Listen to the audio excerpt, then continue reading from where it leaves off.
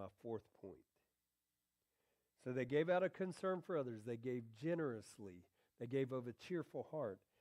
But they gave as worship to God, not as a financial transaction. He says, the things which were sent from you, like a sweet fragrance, an acceptable sacrifice, well-pleasing to God. They gave as of worship. Did you know that giving, we say that, and I know people hate when you go from worship to giving and back to worship. Oh, I don't like when people do that. No, giving is part of worship. That's why we'll all, now I do announcements first in the morning. I don't like interrupting the service with announcements. That's why we changed it and put them first. Giving is part of worship. And they gave as of worship to God. They gave to God, not as a financial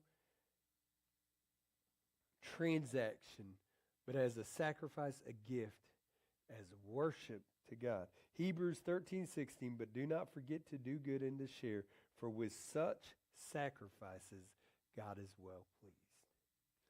We've gotten in the mindset that worship only takes place in the sanctuary. That worship only takes place with the right music and the right songs. I think y'all are doing pretty well. You've learned to worship with my very limited and not so great talent leading.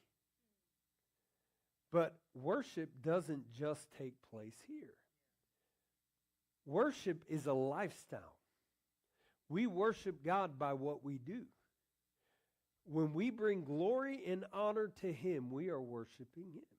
When you give to others, He described it here as sacrifice well-pleasing to God. Giving is part of worship.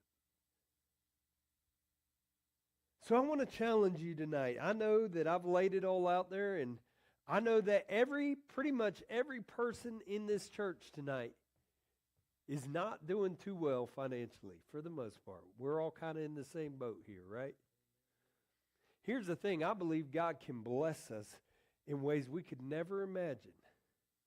I believe He can change our situations, every single one of us.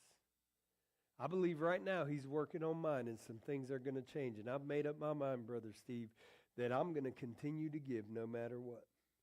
And as I give, He's going to bless me. So here's what I want to challenge you to do. This week, you might not have money. You may not have a lot of money. You may not have a lot of things. But this week, I want you to ask God, Lord, what can I give? What can I give? Whether it's in money, whether it's in time, whether it's resources, whether it's support, whether it's prayer, whatever it may be, God, what can I give? Now, I will say this. When we tithe, we literally tithing, you don't tithe.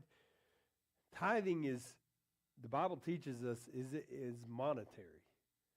It's tithing 1/10 of what we get. And people say, well, that's not in the New Testament. No, the New Testament emphasizes even more. But so tithing, biblical tithing is giving 1/10 of what God is giving you. And the first fruits, which means you take it off the top. When you get paid, you pay your tithes. That's the biblical and the right way to do it.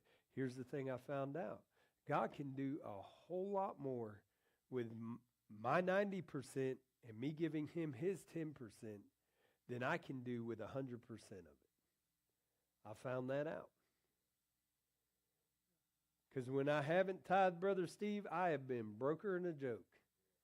I ain't been able to take care of nothing. That money does not. So we'll preach on tithing at a different time, but tonight I'm talking in general about giving. So ask God, God, how can I give? What can I give of myself? Lord, what would you have me to give? And Lord, help me to give as worship to you. And if you'll do that, church, I promise you, God can turn things around. We've got several things here at this church that we're wanting to do to give to others. And so I want you to help me pray that God, and I want you to commit to giving to that. However God blesses you, however God leads you to do. But I want you to help me pray that together God will help us to be able to give the way that we have desired to give. I know we've given to Be the Bush and Miriam House some. I know that we have given to the Gideons some. But I would love to be able to eventually even sponsor building a church overseas. I know several nations are in need of a church. I'd love to be, we're helping Life Choices a little bit, but I would love to be able to give to them eventually. There's ways that this church can do that. I'd love to see us get a van with a wheelchair lift so we can go.